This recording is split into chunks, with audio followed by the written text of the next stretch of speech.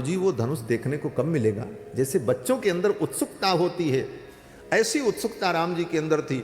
अब जब निमंत्रण आया जनक जी के दरबार से, विश्वामित्रम महात्मानम आजुहावस राघवम, तो विश्वामित्र जी ने कहा राम चलो, जनक जी के महल से निमंत्रण आया है, हम लोग जनक जी के दरबार में चलते हैं। अब जब चले तो रास्ते में फिर राम जी धीरे से कहें, गुरुजी आज तो मिलेगा ना देखने को धनुष, आज तो धनुष देखने को मिलेगा।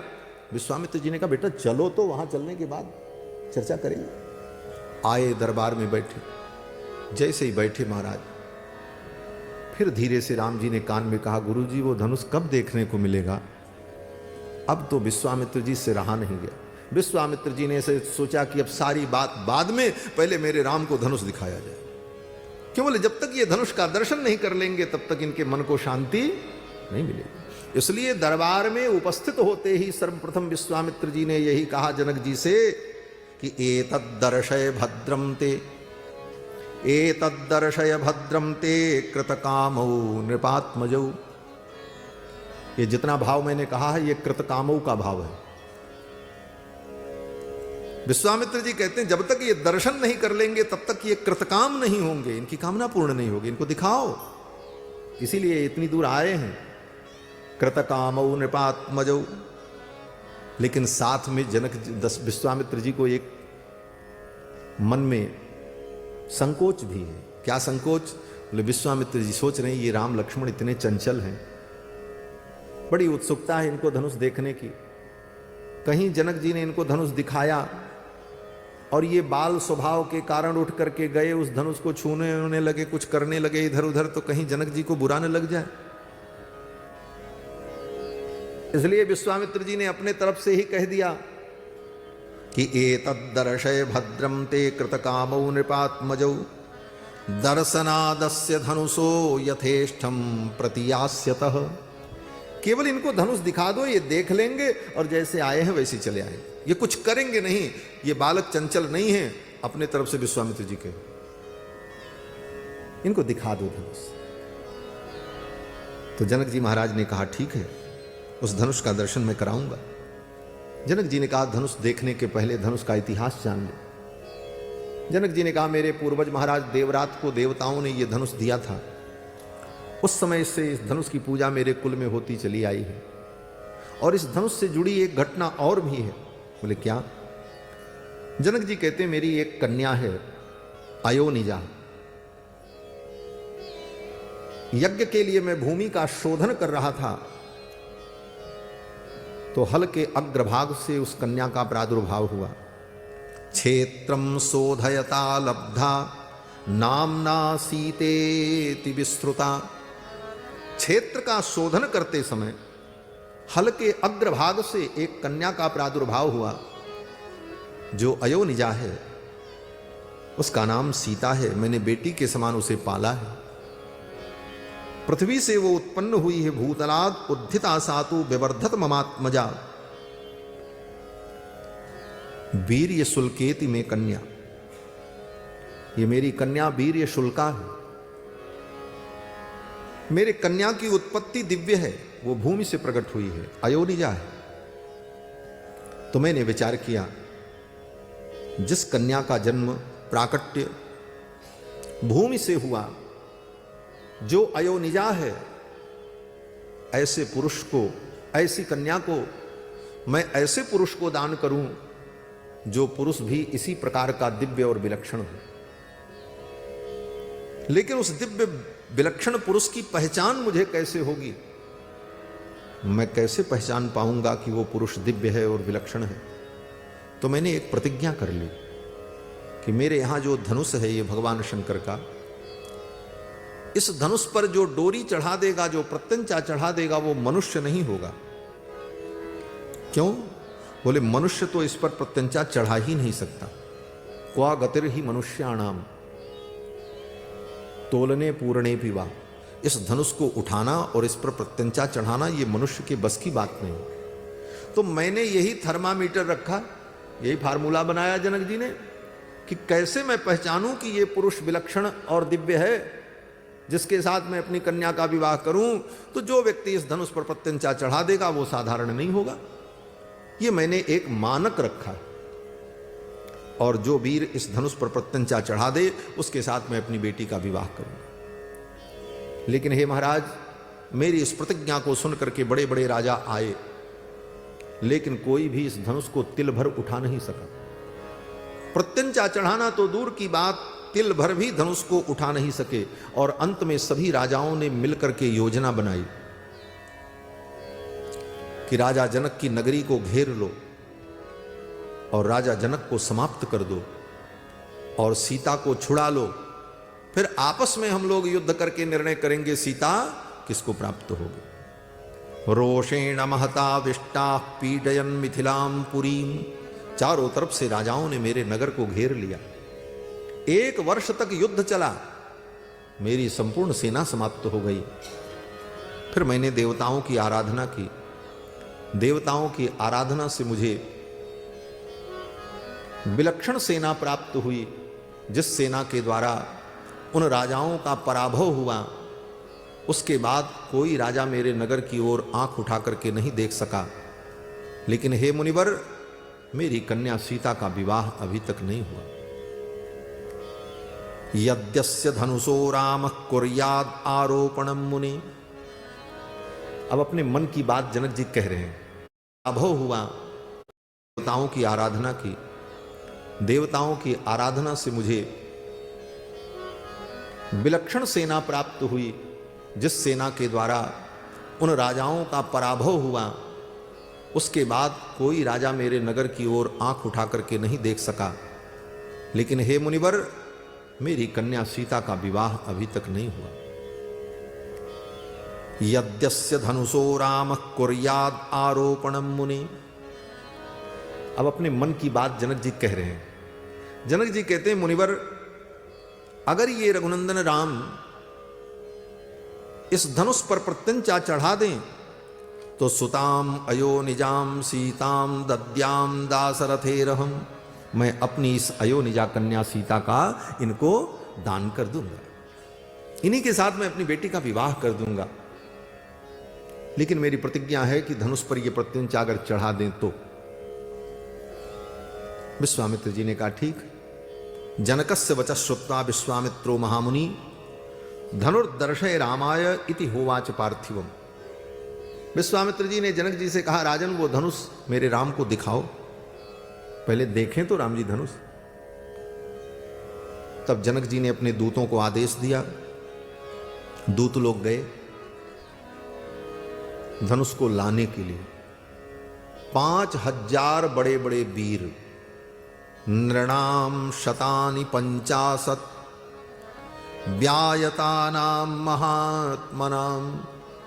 5000 बड़े बड़े पहलवान, वो भी छोटे मोटे नहीं, बड़े लंबे लंबे महाराज। व्यायता नाम अर्थात खूब मोटे तगड़े मजबूत लंबे, ऐसे 5000 वीर गए और जाकर के उस धनुष को लेकर के आ रहे। उठा करके नहीं लाए।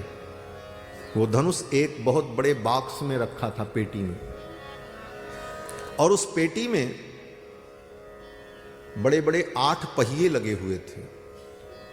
मंजूसाम अष्टचक्राम, बड़े बड़े 8 पहिए लगे हुए थे। उस मंजूषा को, उस पेटी को खींच करके लाने के लिए 5000 वीर को जाना पड़ा। उठाना तो दूर की बात, 5000 वीर किसी प्रकार खींच करके ताम समूहुस्ते कथंचन, कथंचन मैंने किसी प्रकार से लेकर के आए। बड़ी मशक्कत के बाद ला करके धनुष को मध्य में जब रखा तो जनक जी ने एक बार फिर कहा, मुनिवर, इस धनुष को बड़े बड़े वीर नहीं उठा सके।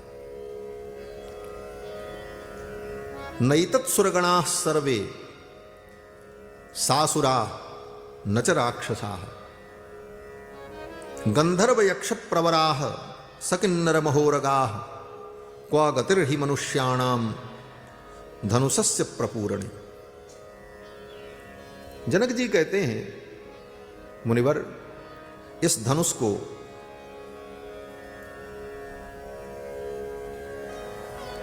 न असुर उठा सकते हैं, न राक्षस उठा सकते हैं, गंधर्व यक्ष भी इस धनुष को नहीं उठा सकते। और स्वर्ग के देवता भी इस धनुष को नहीं उठा सकते। नैतत् सुरगणा सर्वे सासुरा न च राक्षसा। अब क्या सिद्ध हो रहा है? जिस धनुष को मनुष्य नहीं उठा सकते, राक्षस नहीं उठा सकते, देवता नहीं उठा सकते, यक्ष किन्नर गंधर्व भी नहीं उठा सकते, जनक जी कहते हैं क्वा गतिर ही मनुष्याणाम, मनुष्य की क्या गति है? और उस धनुष को किसने उठाया? राम जी ने उठाया। इसका मतलब राम जी मनुष्य नहीं है, भगवान है। यह सिद्ध हो गया। इस तरह से बड़े ही सूक्ष्म ढंग से महर्षि वाल्मीकि ने भगवान राम के ईश्वरत्व का प्रतिपादन किया। यहां पर इन 2 श्लोकों के द्वारा भगवान के ईश्वरत्व का प्रतिपादन हो रहा है जनक जी के द्वारा। क्वा गतिर ही मनुष्याणाम धनुषस्य प्रपूरणे। इस धनुष को उठाने की शक्ति मनुष्य में तो हो ही नहीं सकती। और ये सब बात जनक जी कह रहे थे तो विश्वामित्र जी से रहा नहीं गया। विश्वामित्र जी ने कहा, राजन बार बार इसको कोई उठा नहीं सकता, उठा नहीं सकता, उठा नहीं सकता। अरे मेरे राम को एक बार दिखाओ तो। जब विश्वामित्र जी ने इस प्रकार कहा, वत्सराम धनु पश्य, विश्वामित्र जी ने कहा, राम देखो यही वो धनुष है, और हो सके तो तुम इसे उठाओ और इस पे प्रत्यंचा चढ़ाओ।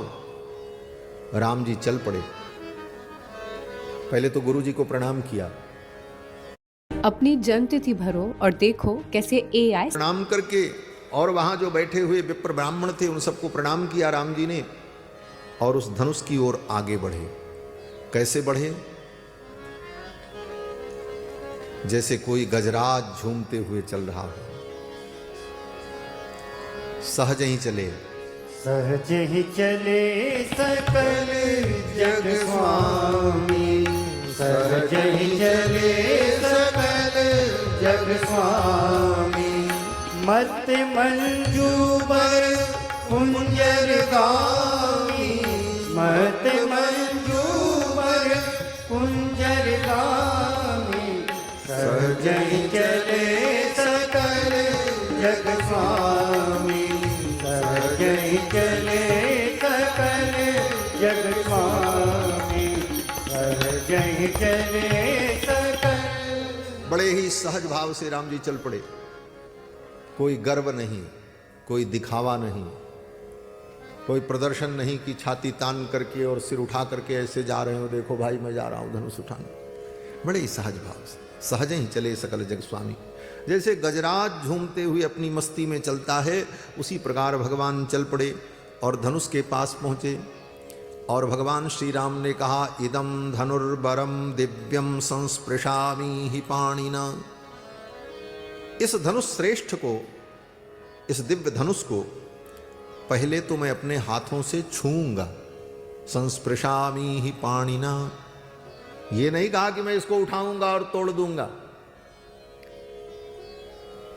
ये राम जी की शीलता है, उनकी विनम्रता है।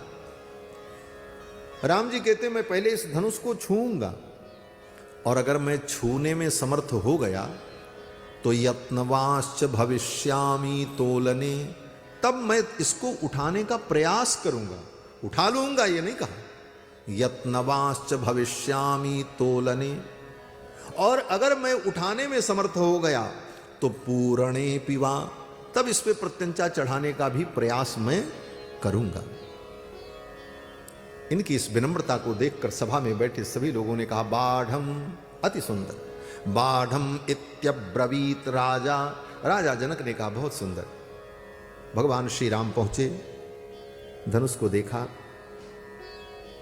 और फिर एक बार अपने गुरुदेव भगवान श्री विश्वामित्र जी की ओर देखा, और वहीं से देखकर गुरु जी के चरणों में फिर प्रणाम किया। अभी प्रणाम करके गए थे, लेकिन वहां जाकर के धनुष को देखा और एक बार गुरुदेव के चरणों में फिर प्रणाम किया।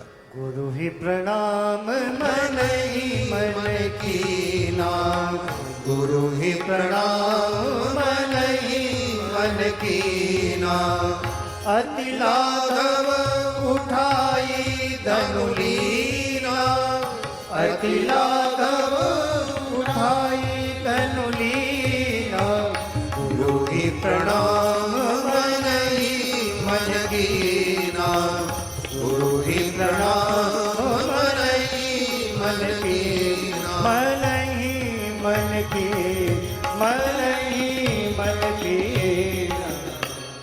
मन ही मन गुरु जी को प्रणाम निवेदन किया।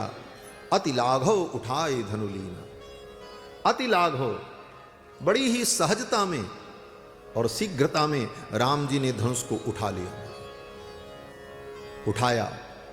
आरोपयित्वा मौर्वीं पूरयामास तद्धनुः, आरोपयित्वा मौर्वीं, धनुष को उठाया और उसको ऐसे झुकाया और उसकी डोरी बांधी। मौर्वीं, उस डोरी को बांधा। आरोपयित्वा मौर्वीं, और उसके बाद एक हाथ से धनुष को पकड़ा और एक हाथ से डोरी को पकड़ा। पूरयामास तद्धनुः, और खींचना शुरू किया राम जी ने। आरोपयित्वा मौर्वीं पूरयामास तद्धनुः तद्बभंज धनुर्मध्ये नरश्रेष्ठो महायशाः। खींचा जोर से धनुष को, ऐसे यहां तक खींचते खींचते इतना खींच दिया कि धनुष का जो हिस्सा था बीच से ही टूट गया।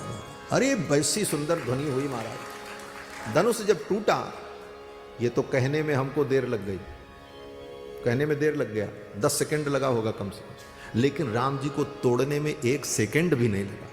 गोस्वामी जी महाराज कहते हैं, लेत चढ़ावत खेचत गाड़े, लेत चढ़ावत खेचत गाड़े, काहू न लगा देख सब ठाणे, काहू न लगा देख सब ठाणे। तेरी छन राम मत धनु तोरा, तेरी छन राम मत धनु तोरा। हरे भुवन धुनि घोर कठोरा, हरे भुवन धुनि घोर कठोरा, हरे भुवन घोर कठोर। रव रवि पाहि तजि मार्ग चले, एक रही दिग्गज डोल मैयहि, कोल कोरम कल मले। सुरि असुर मुनि कर कान कीने, सकल विकल विचारहि, कोदंड खंडेउ राम तुलसी, जयति वचन उचारहि, जयति वचन उचारहि, जयति वचन उचारहि। भगवान ने धनुष को उठाया। लेत चढ़ावत खींचत गाड़े, कब लिया, कब चढ़ाया और कब खींचा, कोई देख नहीं पाया। क्षणार्ध में धनुष टूट गए, और जब धनुष टूटा तो ऐसी भयंकर ध्वनि हुई महाराज, दशों दिशाएं गुंजायमान हो गई। महर्षि वाल्मीकि कहते हैं कि भूमि कंपश्च सुमहान, भूकंप आ गया महाराज। भूमि कंपश्च सुमहान पर्वतस्येव दीर्यतः, मानो पर्वत फट गया हो पट पट पट पट करके, ऐसी ध्वनि प्रकट हुई। कल्पना करो कि कोई विशाल पर्वत हो और उस पर्वत के अंदर विस्फोट हो जाए और पर्वत के टुकड़े टुकड़े हो जाए तो कितना भयानक रव प्रकट होगा, ऐसी ध्वनि प्रकट हुई। पर्वतस्येव दीर्यतः। और इसका परिणाम क्या हुआ? महर्षि वाल्मीकि कहते हैं, निपेतुश्च नराः सर्वे तेन शब्देन मोहिता। वहां जितने लोग थे सभा के अंदर, सब लोग धड़ाम धड़ाम गिर पड़े। भयंकर ध्वनि हुई, सब डर गए। हुआ क्या? भूकंप आया, क्या हो गया? ब्रह्मांड फट गया। किसी को कुछ समझ में नहीं आया और धड़ाम धड़ाम जो जहां थे वहीं गिर पड़े। निपेतुश्च नराः सर्वे तेन शब्देन मोहिताः। ये वाल्मीकि जी की वाणी अतिशयोक्ति नहीं है, यहां तो सब कुछ यथार्थ है। हसितम भासितम चैव गतिर यावच्च चेष्टितम तत्सर्वं धर्म वीर्येण यथावत् संप्रपश्यति। सब लोग गिर गए। प्रश्न हुआ, बोले सब लोग गिर गए? तब तो राम जी भी गिर गए होंगे, लक्ष्मण जी भी गिर गए होंगे, विश्वामित्र जी भी गिर गए होंगे। कहते नहीं, जो नहीं गिरे उनका नाम भी सुन लो। वाल्मीकि जी लिख रहे हैं, सब लोग तो गिर गए। निपेतुश्च नराः सर्वे तेन शब्देन मोहिताः वर्जयित्वा मुनिवरम। विश्वामित्र जी नहीं गिरे, वो खड़े रहे। वर्जयित्वा मुनिवरम राजानम तौ च राघवौ। राजा जनक नहीं गिरे और राम लक्ष्मण नहीं गिरे। विश्वामित्र जी और जनक जी महाराज, राम और लक्ष्मण, इन चार को छोड़कर वहां जितने लोग थे सब गिर पड़े महाराज। जनक जी के पुरोहित जो सतानंद जी थे वो भी ढुनक गए महाराज। बोले एक और नहीं गिरे। बोले कौन? बोले श्री जानकी जी नहीं गिरी। उनकी जो सखियां उनको संभाल कर रही थी वो तो सब इधर उधर हो गई, डिसबैलेंस हो गई, लेकिन जानकी जी नहीं। क्यों? बोले जानकी जी तो भूमिजा है और भगवान में और जानकी में कोई अंतर नहीं है, इसलिए भगवान नहीं गिरे तो जानकी जी भी नहीं गिरी। क्यों? बोले गिरा अर्थ जल बीच सम कहियत भिन्न न भिन्न, बंदों सीता राम पद जिन्हि परम प्रिय खिन्न। अब तो महाराज सब जब गिरे तो गिरने के बाद सब उठ करके खड़े हुए, एक दूसरे को देखा, हाथ झाड़ा और सब जय जयकार करने लगे। वाह वाह क्या बात है, वाह वाह, राम जी ने तो धनुष तोड़ दिया, राम जी ने तो धनुष तोड़ दिया। किसी को दुख नहीं, सब प्रसन्न है। और सब लोग एक ही बात कहने लगे, तोड़ दिया तोड़ दिया तोड़ दिया रे, रघुवर ने धनुइया तोड़ दिया रे। हाँ तोड़ दिया तोड़ दिया तोड़ दिया रे, रघुवर ने धनुइया तोड़ दिया रे। हाँ तोड़ दिया तोड़ दिया तोड़ दिया रे, रघुवर ने धनुइया तोड़ दिया रे। तोड़ दिया तोड़ दिया तोड़ दिया रे, रघुवर ने धनुइया तोड़ दिया रे। एक से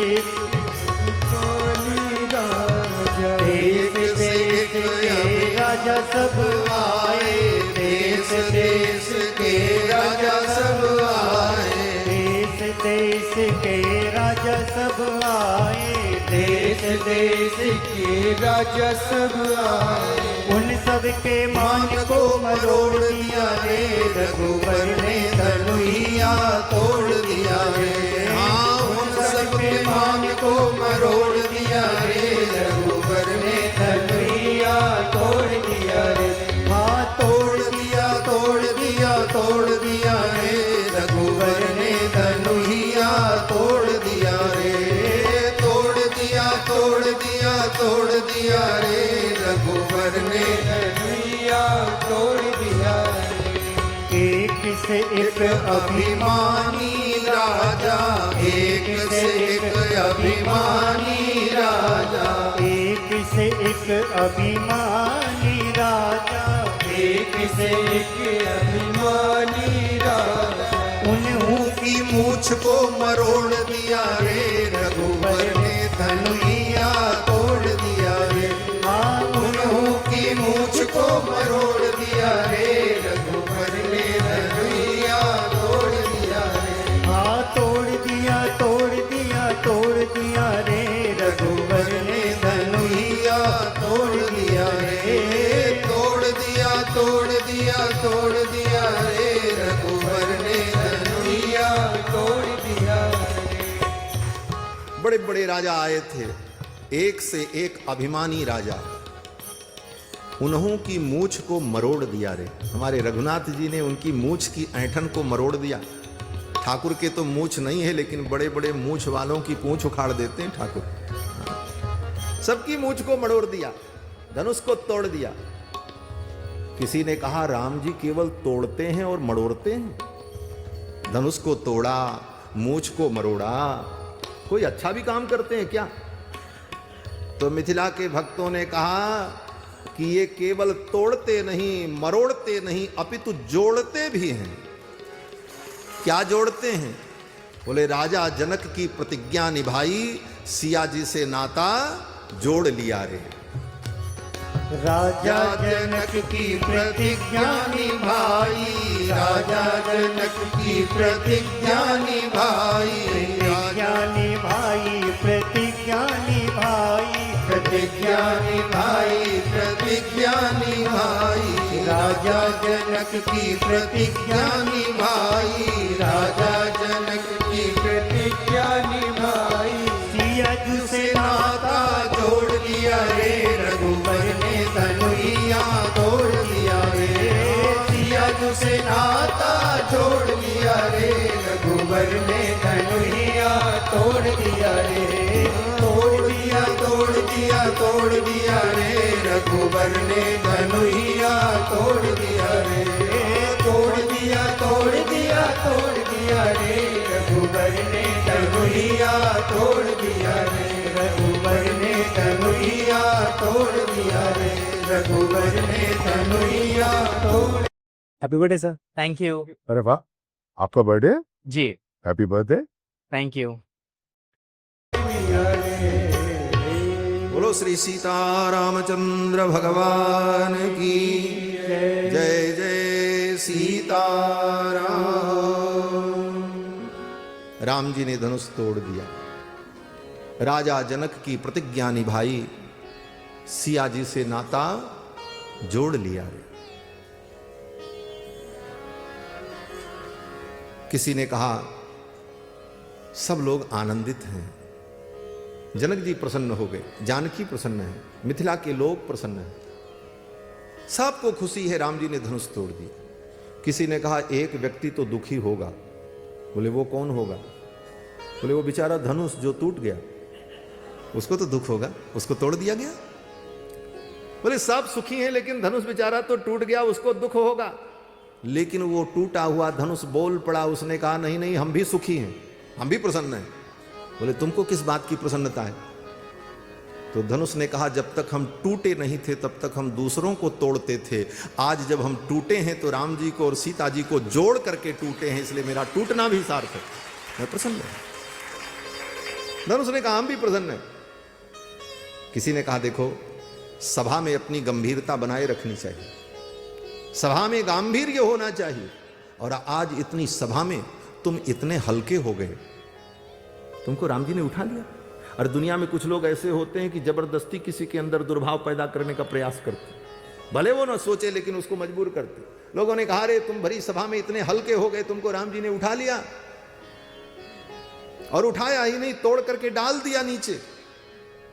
धनुष ने कहा मुझे कोई नहीं उठा पाया, अगर मुझे उठाया किसी ने तो परब्रह्म परमात्मा ने उठाया, उनके हाथों से मैं उठाऊं, किसी साधारण के हाथ से नहीं उठा। और जहां तक टूटने की बात है, टूट करके तोड़ करके मुझे डाल दिया, तो अगर मैं टूटा भी हूं तो टूटने के बाद गिरा भी तो राम जी के चरणों में गिरा हूं, इसलिए मुझे कोई आपत्ति नहीं। ठाकुर जी ने तोड़ करके अपने चरणों में मुझे डाल दिया, मैं भी प्रसन्न हूं। परम आनंद हुआ मिथिला में। श्री जानकी जी बरमाला लेकर के आई, सखियां सुंदर गीत गाती हुई जानकी जी को लेकर के आ रही हैं, रघुनंदन के गले में बरमाला डालनी। सखियां आई, राम जी खड़े हैं, सखियों ने कहा बरमाला पहनाओ इनको। अब किशोरी जी कैसे बरमाला पहनावे भगवान को? किशोरी जी का हाथ पहुंचता ही नहीं वहां तक। क्यों? बोले 6 वर्ष की किशोरी जी थी, राम जी का जब ब्याह हुआ ना तो 6 वर्ष की जानकी जी थी और राम जी 12 वर्ष के, वाल्मीकि रामायण के अनुसार। अब जानकी जी भगवान के गले में बरमाला कैसे डालें? सखियों ने दुल्हा सरकार से कहा सरकार थोड़े झुक जाओ। झुक जइयो ललन रघुबीर, लली मोरी छोटी सी, झुक जइयो ललन रघुबीर, लली मोरी छोटी सी, लली मोरी छोटी, किशोरी मोरी छोटी, लली मोरी छोटी, किशोरी मोरी छोटी, लली मोरी छोटी, किशोरी मोरी छोटी, लली मोरी छोटी, किशोरी मोरी छोटी। तुम हो बड़े बलबीर, किशोरी मोरी